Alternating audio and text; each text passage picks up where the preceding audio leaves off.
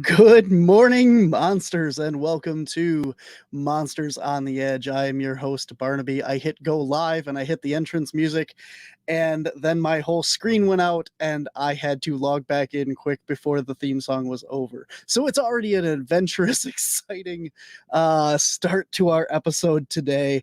It's hopefully this is not a sign of the way things are about to go on the show, but we are live. We are here in studio, and everything seems to be rolling and running good for the moment. So, guys, super excited for all the stuff that we got going on my own stuff with cryptids, anomalies, and the Paranormal Society. If you guys are not checking that out on YouTube, you're missing out. Here's why.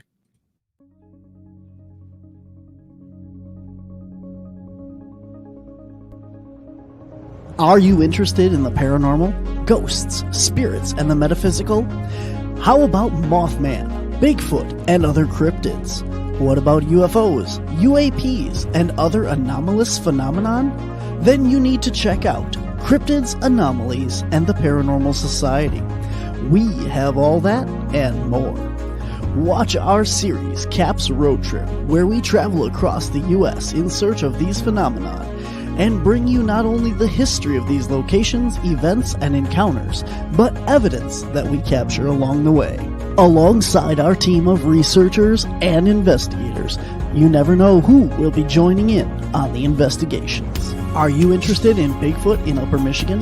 Check out Finding Heighton, a series documenting the Sasquatch activity on a very special 80-acre property just outside of Menominee that has been a hotspot since 2012. Want even more? Check out our podcasts. Whispers from the Dark is the official podcast of Cryptids, Anomalies, and the Paranormal Society, and brings you interviews with the top names in the field of paranormal to cryptids and more. Hear witnesses' accounts and go in depth with the CAPS team to hear more about our ongoing research. Are you more into cryptids? Find links to our all cryptid show, Monsters on the Edge, on the Untold Radio Network. If you're into spooky, subscribe now and you won't miss a minute of our brand new series coming soon, Spirits of Macville. Follow along as we uncover the haunted history dating back to 1877 of a very well-known location you may have never guessed would be haunted. Head on over to YouTube and hit that subscribe button and you won't miss a minute. That's right, guys. Yesterday was the brand new debut of our new series, Spirits of Menominee. It is a 3-part, so far, documentary on different locations that are haunted in the city of Menominee, Michigan, that we were asked to do this documentary on. And it got over 400 views, and it hasn't even been 24 hours since it debuted. So I want to thank everyone who has checked that out and subscribed and liked to our channel. If you want even more from Cryptids, Anomalies, and the Paranormal Society, Justin, I am so sorry. All of a sudden, everything just collapsed, and I had to restart the whole computer just to get back in here.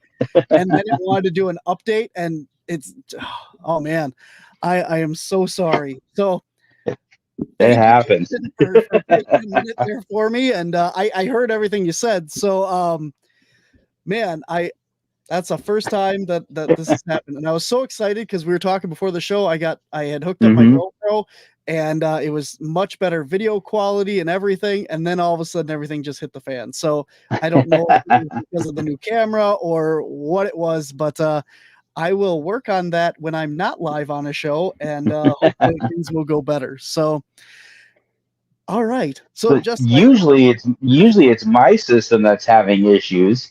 When I'm up in Tennessee, I'm usually just sitting in my car on my phone doing podcasts, and down here I'm just sitting in a living room. I don't have any studio equipment or anything, so I'm usually the one with all kinds of technical difficulties.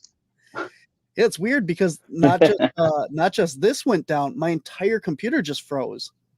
Wow. So yeah, it was making like a Morse code beeping in my ears, and I couldn't click on anything or nothing. So, and for whatever reason, the audio on my phone does not want to pass through. Otherwise we could have just carried on that way. So, all right. So thank you guys all for watching, and bear with more technical difficulties. But Justin, I mean, I hated to cut you off, but continue. No, good. Tell Yeah. us about living in the Amazon, because I think that's where we were going to start anyway. So Yeah, the people always like to know, where I come from, and being raised where I was is really a big part of how I do what I do, because it's given me a completely different perspective on life.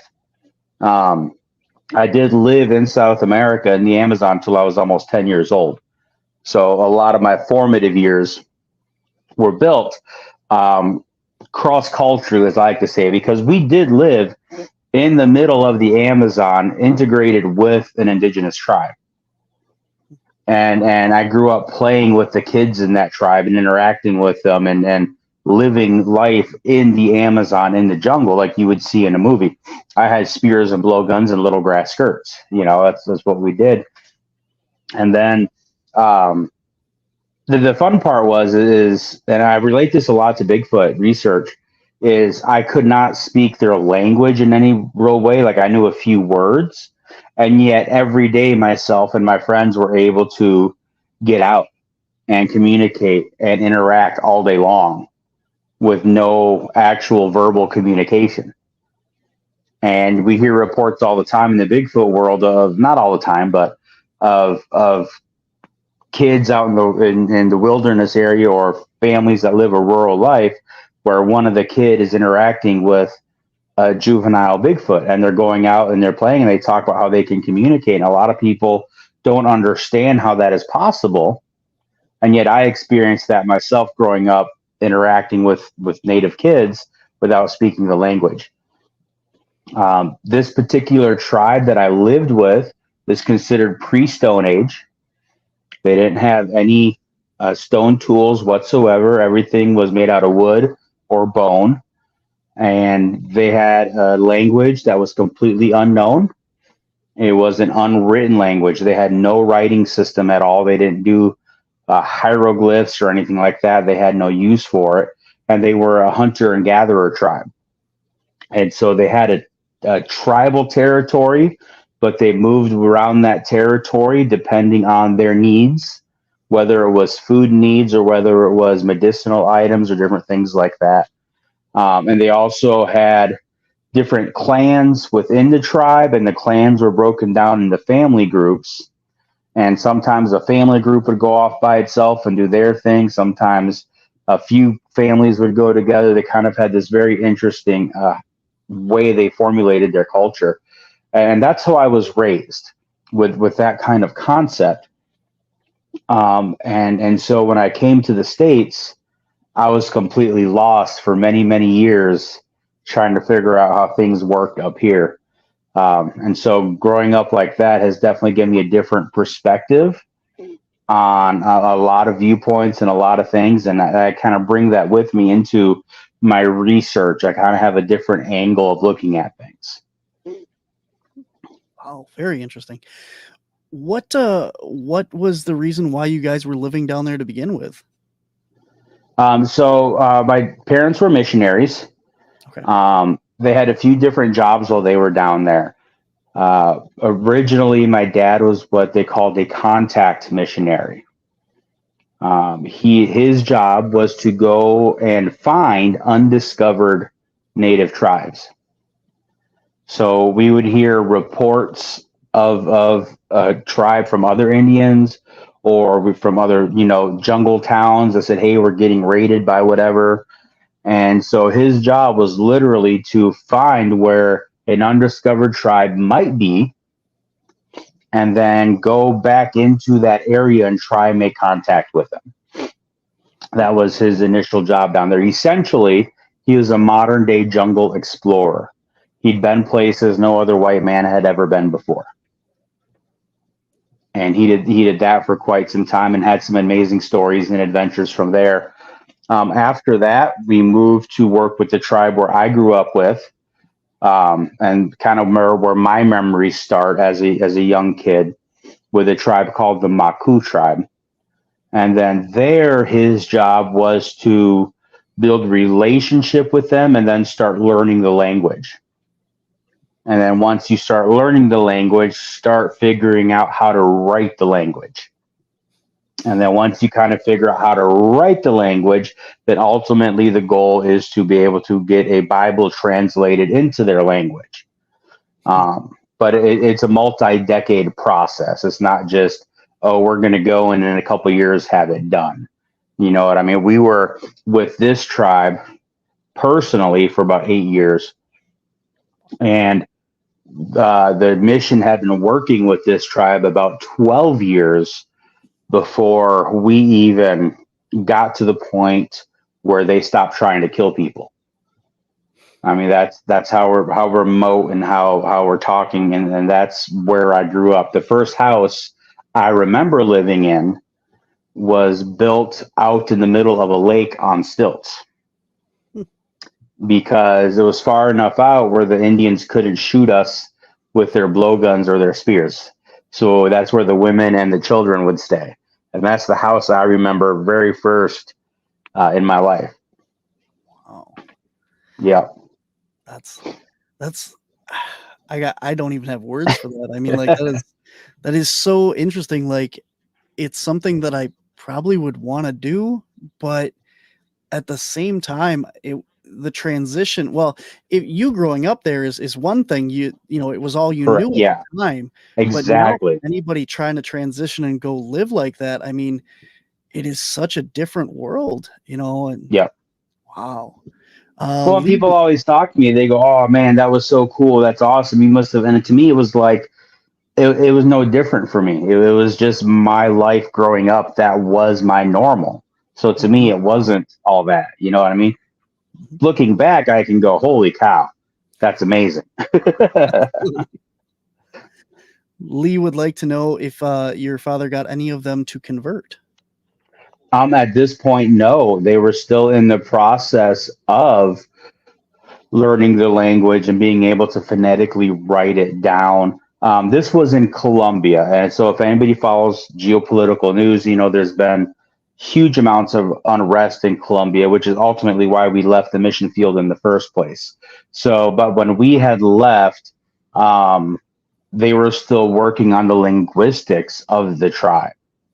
And at this point, there has been no biblical studies done or no Christianity even presented to them, because you have to understand, you have to be able to make things relate to the tribes that you're working with. It's not just go in and read the Bible to them. So for this is an example that we like to use. We talk about Jesus as the Lamb of God, and that presents a specific picture to us, right? Innocent and pure and all this kind of stuff. But they have no concept of what a lamb is, right? So you could say lamb, and they have no clue, that there's no even an understanding there. But what you have to do is learn their culture and find out what animal symbolizes the same things as the idea we're trying to get across to them. And for them, it might be a baby iguana, right? We don't know until you learn the culture, and that takes years and years to learn that culture that way to be able to make that kind of translation. So it's a very convoluted process to get to the point where you can even present, you know, scriptural concepts to an indigenous tribe like that. Have you, obviously, you know, growing up there, you made friends and stuff. You said you were playing with some of the kids there. Have you ever gone back and visited that tribe? I have not since I left. I left when I was 9.5. The geopolitical system was too unstable for somebody like myself to be able to go back, and here's why. I was born in Colombia. So by Colombian national laws, I am a Colombian citizen. So therefore, all their laws apply to me. Okay. By being born to two American parents, I am also a naturalized born American citizen. I have what's called a dual citizenship, right? The problem with that is if I go back to Colombia, I default to Colombian law, and the American laws don't apply to me anymore. Okay, so what that means is at the time of being a younger man, I would fall into their military draft. Hmm. I could fall into all these other different things that because I'm a Colombian citizen and the American embassy, the American government could do absolutely nothing about it. Right. And so, but because I'm an American, I'm a gringo, right? I'm a white guy. If I was ever to get drafted into their military, I probably wouldn't survive the first night, just because of how things are down there. It's a totally different culture. Factor that in. Previously, this has changed in the past few years. There was a not quite a civil war going on in Colombia, but there was a war going on between communist guerrilla rebels against the military and the government. And that conflict is one of the reasons why we left. And if I had come back into the country and the communist guerrilla faction had been aware of that, then I would have been a target for kidnap and ransom. And so for me going back up until recently would have been exceptionally dangerous. That, however, has changed here in the past recent years. And so my family is actually planning a trip here in the next year and a half or so to go back down to Colombia. Whether we will be able to go out to where we lived in the jungle, that's a whole other ball game. And that would have to be a whole different set of arrangements made just because of all the stuff involved with it. Yeah. Well, that is fascinating. Well, I wish you luck. I think that if I were in your position, it'd be really cool to go back and revisit that. But obviously, if it's not going to be a safe situation, I can completely understand why you haven't. But I hope that you get to go back and see it and kind of be cool. See how things have changed. That'd be really cool. It'd be cool. Yep. Last I knew, the house that we built was still out there. The airstrip my dad built was still out there, and so. There are Colombian missionaries that are still working in that field. So there's a possibility, but a remote one. Wow. Very cool. All right. Well, we are going to take a really quick break here for station identification, and I have to throw up another video that we missed in the beginning for technical issues. But guys, if you are interested in supporting the Untold Radio Network, here's how. Hey, Untold Radio Network fans. Want exclusive perks and to support our channel? Introducing our YouTube membership program with 3 amazing levels. Get loyalty badges that level up to different cryptids the longer you're a supporter. How cool is that? You'll also get access to custom Bigfoot emojis and priority in chat. Upgrade to Backstage Pass for exclusive wallpapers, photos, status updates, discounted books, and merchandise. Go all in with the producer level for everything mentioned plus member shoutouts. Ready for an enhanced experience? Join now, pick your membership level, and let's make this journey even more exciting together. Awesome. Show your support for the Untold Radio Network family of shows and join in on the conversation by using super stickers and super chats on YouTube. Got a question you want answered? Ask it live via a super chat and get real-time responses from our show's knowledgeable hosts and guests. Help keep the Untold Radio Network shows running strong. We need your support. Send your super chats and stickers now. Absolutely, guys. It's because of you that the Untold Radio Network keeps growing and thriving. And I want to say thank you to Jennifer Arnold for being a Super Chats member. She's checking out the show here, says hello to everyone watching. So hello to you and thank you for your support. All right. I am going to... Well, I was going to do that. I can't do that either because I had to restart my computer. So I guess I'm not going to do that either. I told you I was all flustered. I got here 15 minutes before the show even started to set up and work on some stuff. And then all of my well-laid plans just got destroyed. Just terrible. So, Lee mentioned that the aliens are contacting me, and I don't know. I have no idea what's going on. So it was definitely weird. I've never had my computer do that before, and especially not, going live. Yeah. All right. Well, Justin, I want to get back into this because we were talking before all the technical issues and before we went live. You were talking about some really interesting stories and legends and stuff about the Bigfoot creatures and stuff that were down in the Amazon. Can you tell us more about that? Yeah, right. Absolutely. So growing up, I was never taught that there weren't monsters out there. I was taught that there were, right? Because living in the Amazon, we had dangerous animals. And where we were at, we knew that there was things out there that nobody else knew about, right? We knew that when we went out hunting like birds, we would probably see birds that were unclassified or all these different things, right? And this background is what led into a lot of my interest in the Fortean fields of Bigfoot and paranormal and all this kind of stuff, because I never did not believe. I've always believed that there was more out there than what we knew, because that was part of my everyday life. Okay. But it was, to us, it was just I wouldn't say a normal experience, but it wasn't something unexpected to encounter something strange. Okay. And that, I give a good example here. One time when my dad and my sister were out hunting in the jungle, I am the youngest of four. My sister's a few years older than me. They were out turkey hunting, or what we called turkeys. They weren't like American turkeys, but turkey hunting. And there's not trails. They're just hiking through the jungle. They came across the log, and sitting on this log was a giant tarantula or spider, large hairy spider. Now, when I say large and giant, I don't mean the ones you're going to find in a pet store, and I don't even mean ones you're going to see on TV. My dad describes this particular spider as having a body the size of a paper plate. Not the legs, the body. Okay. And then the legs on top of that. So we're talking 2 feet across, give or take. This thing was very hairy, like a tarantula or like a bird-eating spider or Goliath spider. It was black, but it had like stripes, like paint stripes, you could say, of like bright red and orange on it.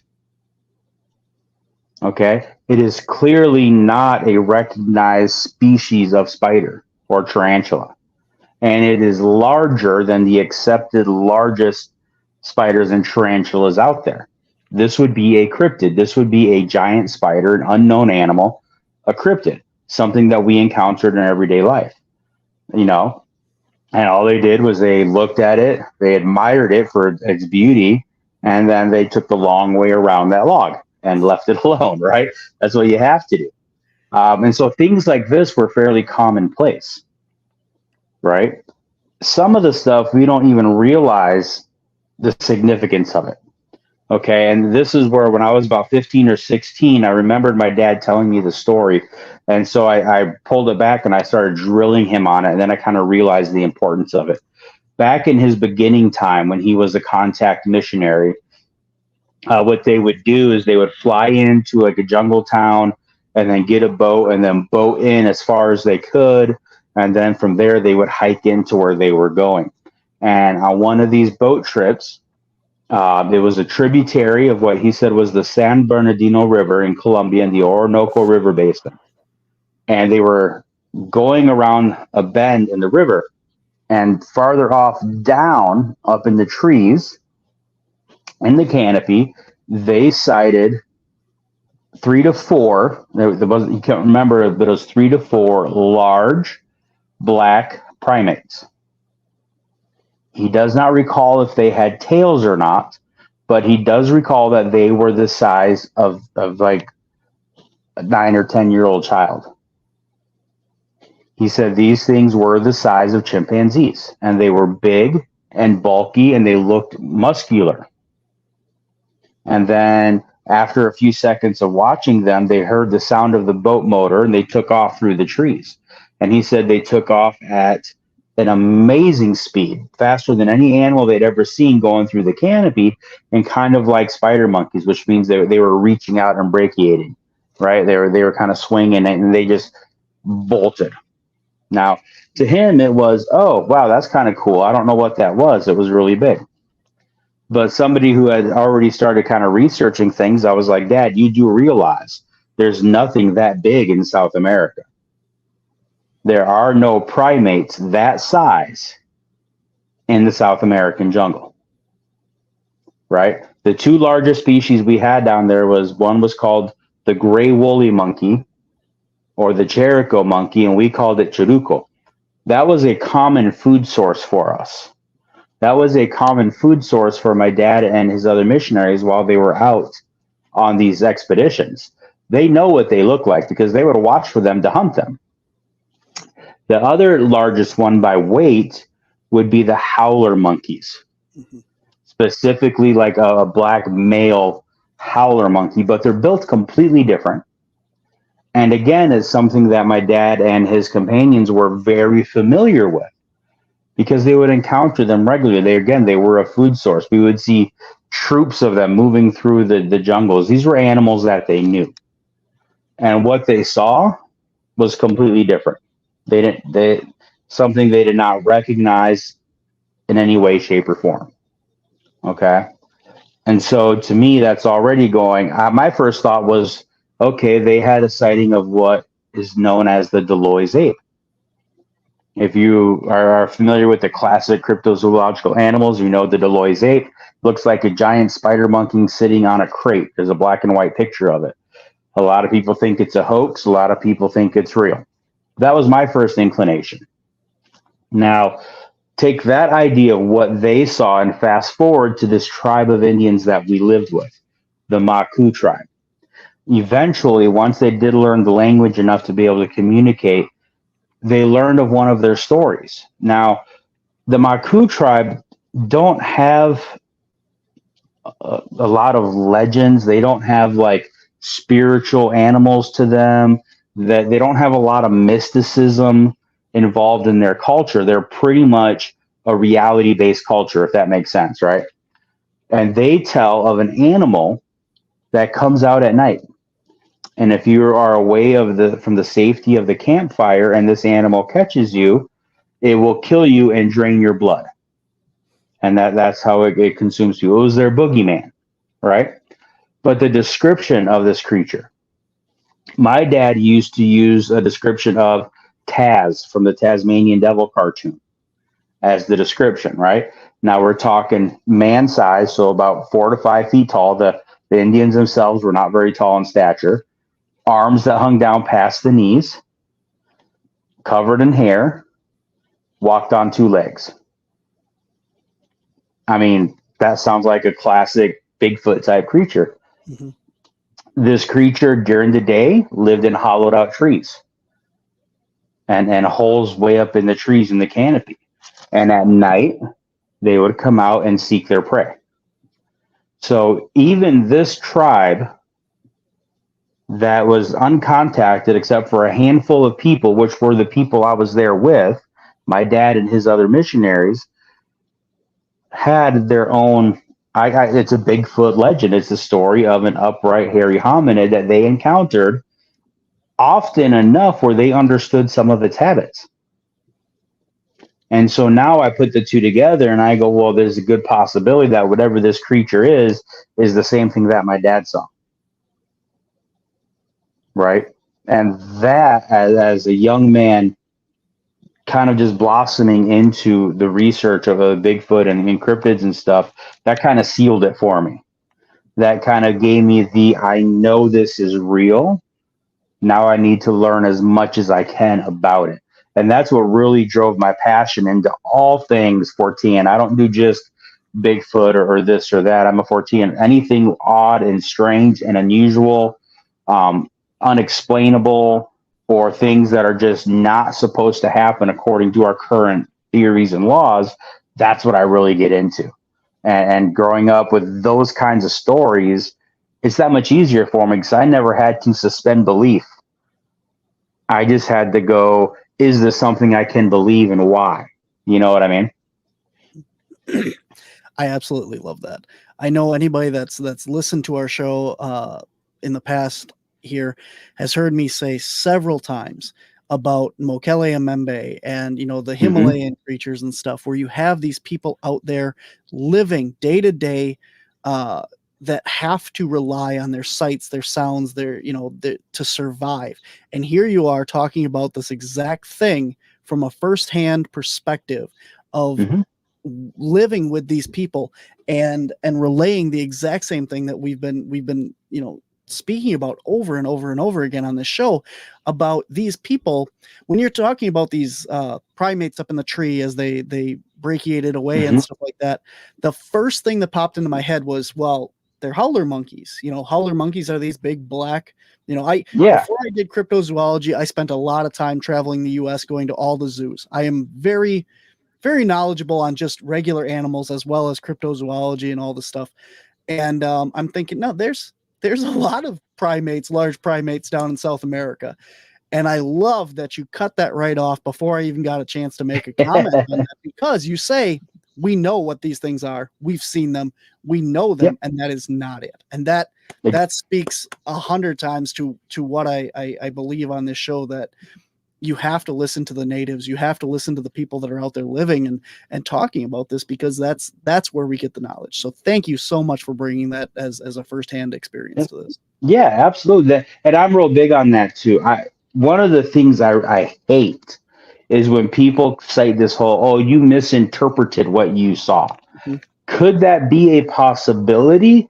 Yeah, absolutely. Right. We make mistakes all the time. But if somebody tells me they saw a 9-foot Bigfoot take 4 steps and cross the road, how is somebody going to sit here and say, oh, you just saw a bear?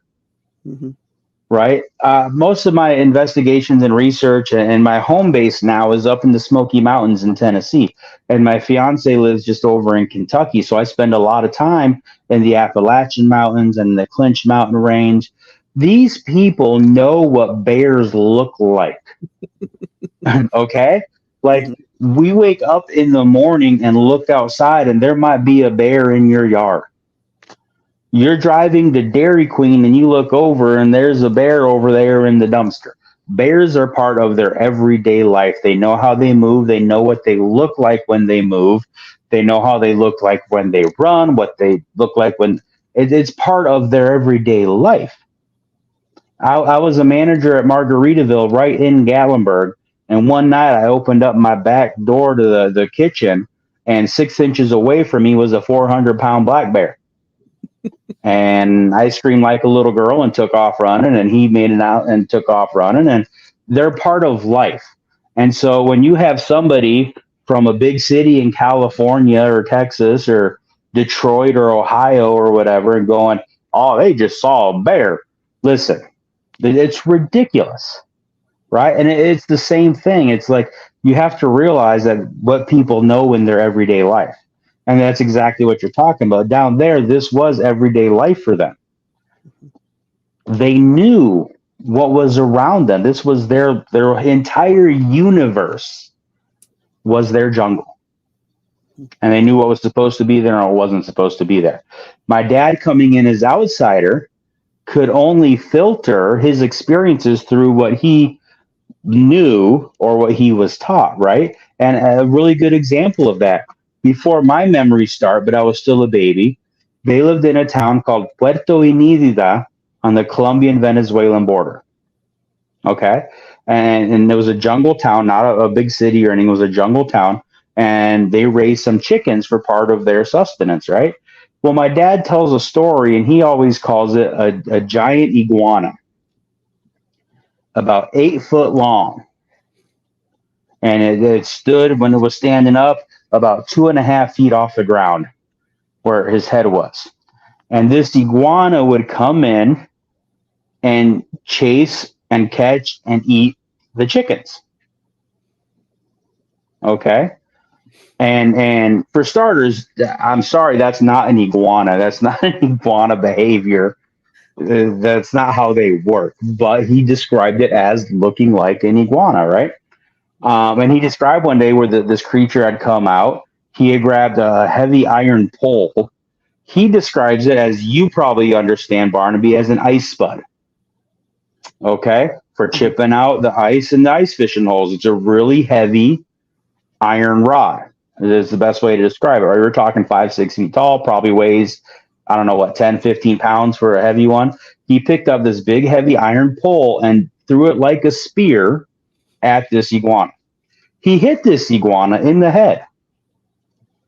This iguana shook his head, kind of looked at my dad, and was like, "What are you doing?" Didn't even faze him.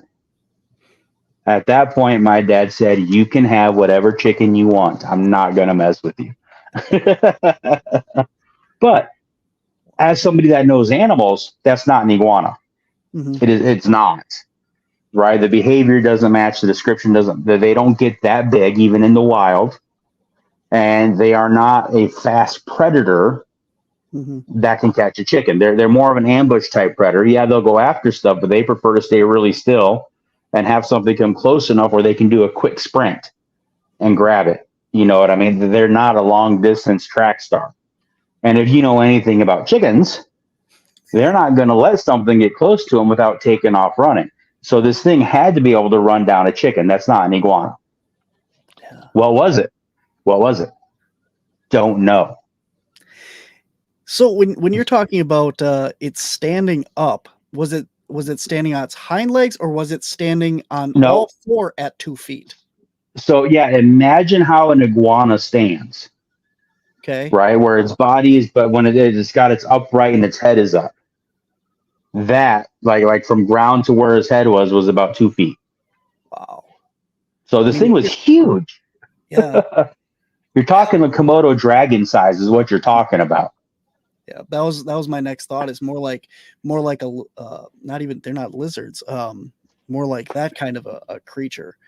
Right, the monitors and stuff like that. But with him describing it as an iguana, it's going to have the spines that iguanas have, the ridges that they have, and more of a greener, mottled green coloring.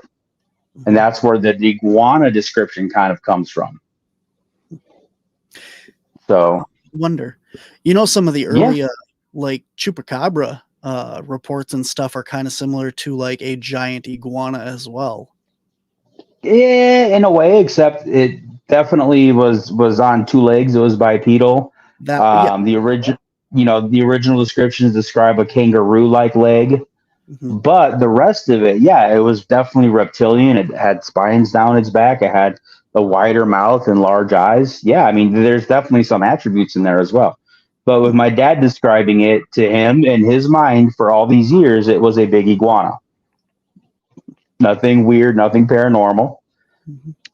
Just a big old lizard, But you make a lot of good points here as far as, like when everyone talks about cryptozoology, they think about, the supernatural, the weird, the unexplained, and that cryptozoology is simply zoology with a fancy little, thing thrown on, because all cryptozoology is, I like to say that the difference between cryptozoology and zoology is paid scientists doing it and the average person doing it. Because all zoology is going out and looking for animals that haven't been discovered yet. And that's basically what cryptozoology is, except you have the citizen scientists doing it, Well, to me, the difference, they used to be called naturalists and explorers, right? So if we think about it, and if you do anything cryptozoology, you know the giant panda, the gorilla, the okapi, like all these things, right? Those, the coelacanth, these were all considered cryptid animals until officially recognized and described by science, right? So there were still people looking at that, but they were naturalists. They weren't considered scientists at that point. If you know, like the king cheetah. The king cheetah was described because naturalists, big game hunters, were out there and they would shoot these animals and they would send some pelts back.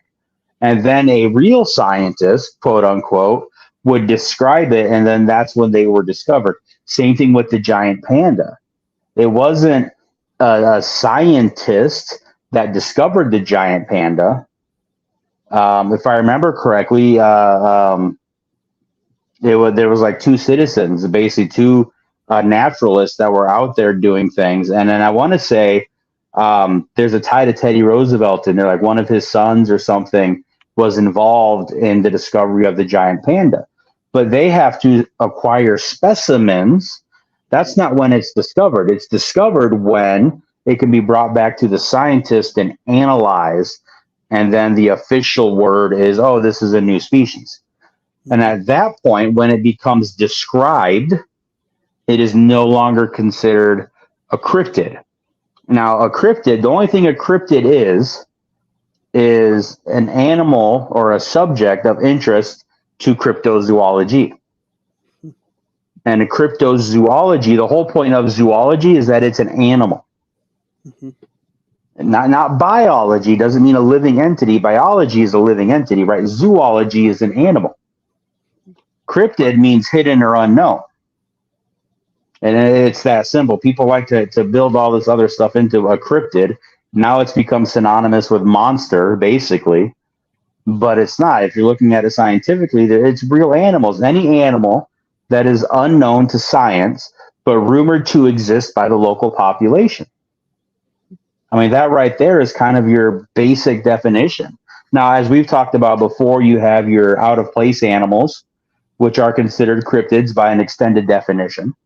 You know, having Wisconsin, right? Having kangaroo sightings and wallaby sightings in Wisconsin. Yeah. Those would be cryptid events because they're not supposed to be there by any stretch of the imagination. And until it's discovered what it's doing there, like let's say it's escaped from a private zoo, okay, that particular animal is no longer considered a cryptid because we know where it came from, right? So that's kind of the broad and short definition of what cryptozoology is. So you're right. That lizard that my dad saw is a cryptid because we have no clue what it was. It's just, so like I said, I grew up with these things. I grew up with monsters. And when I came to the States, it was a natural transition to be like, oh, there's Bigfoot. Okay. Why wouldn't he exist? What's the big deal? Why is everybody like, oh my gosh, he can't be real? Well, why not? Well, why not? That was my, and it still is my philosophy, is I don't understand people that go, that's not possible.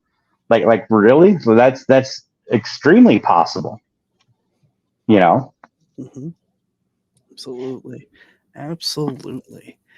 Wow. Well, this hour has gone by really fast, mainly because I was rebooting my computer for 10 minutes of it. But I want to give everyone a chance to ask any questions because this is absolutely fascinating, and I hope that people have enjoyed it. But if you have any questions for Justin, get them in the comments now, and we'll get in here before the end of the show. We haven't even touched on any of your stuff in the United States or anything, so we're going to have you back on and talk about all the stuff that you've done here, because I know there's even more going on here than just the Amazon stuff. And absolutely. Justin, I know that you do presentations and talks and, mm-hmm. and your own radio show and stuff. Where can people find you? Where are you going to be at?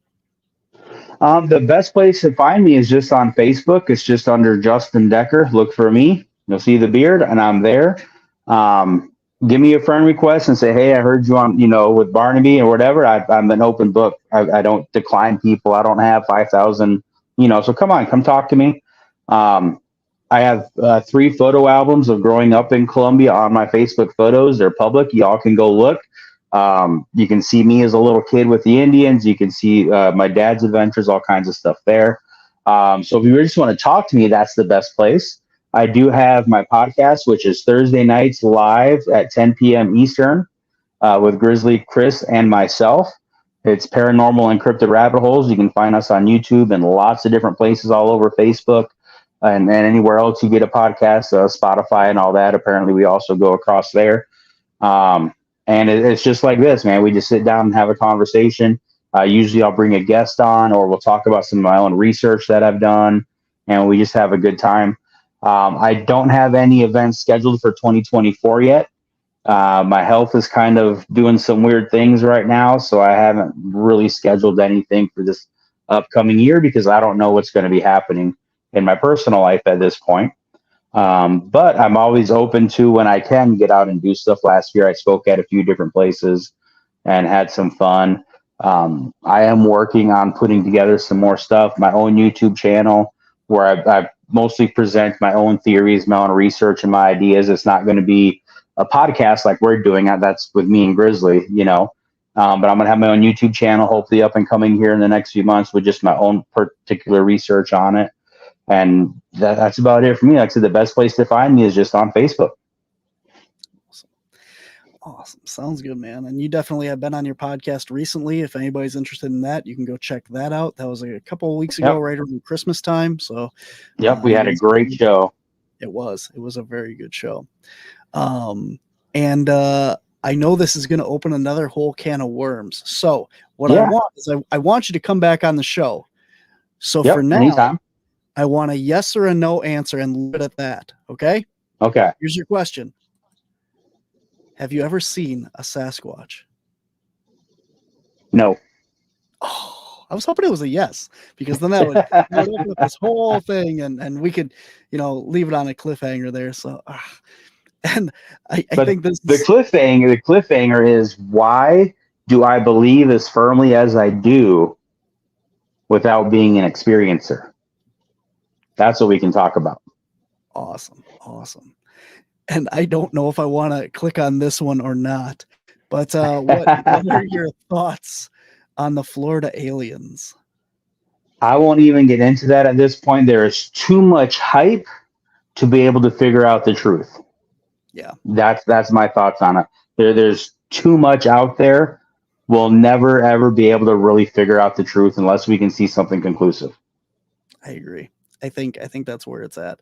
I was sent the initial thought of it, and I thought I'm going to look into this, and I went, oh well, no, they debunked it or whatever as just the kids or whatever, and now I've seen the footage of all the police there and the rumors of all this stuff, and I'm like, well, that's an awful lot for 5 people with sticks, and I don't know what's going on there. So. Well, if you think about this day and age, we don't know what's happening at first. We don't know if it's an active shooter. This was a super busy mall at Christmas. New Year's. The response doesn't surprise me that much. I'll be honest with you. You're talking Miami, Florida. You're talking an area with a large crime problem. You're talking about an area with a large gang population. The way I see it was a response, like maybe an overblown response, with them not knowing the full situation. Right? So let's say there's lots of different options there. When you have these active shooter situations, which this apparently even wasn't even that, but when you have these active shooter situations and people like complain that there wasn't enough response, they decided to take this and say, no, we went in full bore and, for the safety and everything. So yeah, I get what you're coming from. Absolutely. Yeah. I'm not saying that's what it was, but these are all things you have to look at. And right now there's so much hype about it. I there's no opinion on it one way or the other. Absolutely. Looks like the last question here. Have you ever heard one? I assume this is Sasquatch. Heard a Sasquatch. I can't say yes because I did not visually see whatever it was vocalized. I did hear something unusual at a place in Upper Michigan. What it was, I can't say. Fair enough. Mm-hmm. And you'll find that I am not the type that's going to say, I heard a noise, it was Bigfoot. I saw a flash of something through the trees, it's Bigfoot. That's not me. If I can't say exactly what it was, then I will tell you that. That's awesome. I appreciate that. And we will indulge Lee here with this question. Are you saying that you've actually eaten monkey brains? Okay, so no, we did not eat monkey brains. That was not part of what we ate and part of our culture. We did, however, eat monkeys. They were a major source of protein for us. My mom, who was out there, would normally make things like stew, or for us kids, she would make what she called monkey nuggets, which would be just like chicken nuggets, just made out of monkey meat instead. So our Indians and us ourselves did not eat the brains of these animals. But I get asked that all the time. It's a very Lee kind of question there. So awesome. Well, thank you for being indulging there. And there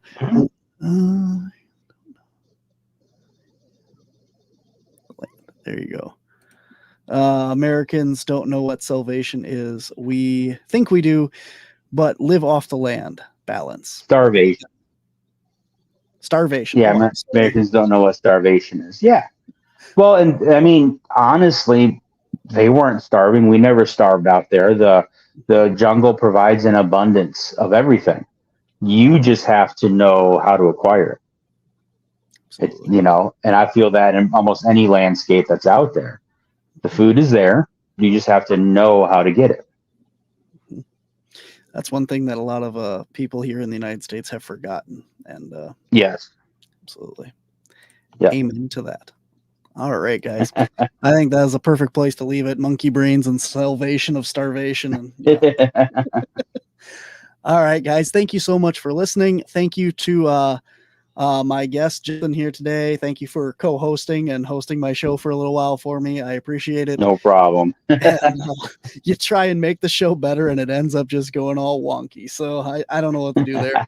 Trial and error. Some testing needs to be done. But Justin, again, thank you so much. I hope to see you again out there. I know Absolutely. it was awesome meeting you at CryptidCon, and hopefully we get a chance to hang out again. So, Absolutely. Be well. all right. Take care, man, and I'll see you next time. All right, guys, that is the show for this week. Thank you all for hanging out and checking us out. My guest for next week, let's see, is going to be Dewey Edwards. Dewey Edwards has a brand new book out on UFOs and aliens and some weird stuff there as well. So we're going to dive a little bit into the other kind of cryptids and creatures and stuff and see where that rabbit hole takes us next week. Until next time, guys, I'm your host, Barnaby Jones on the Untold Radio Network. This is Monsters on the Edge, and I'll see you on the edge.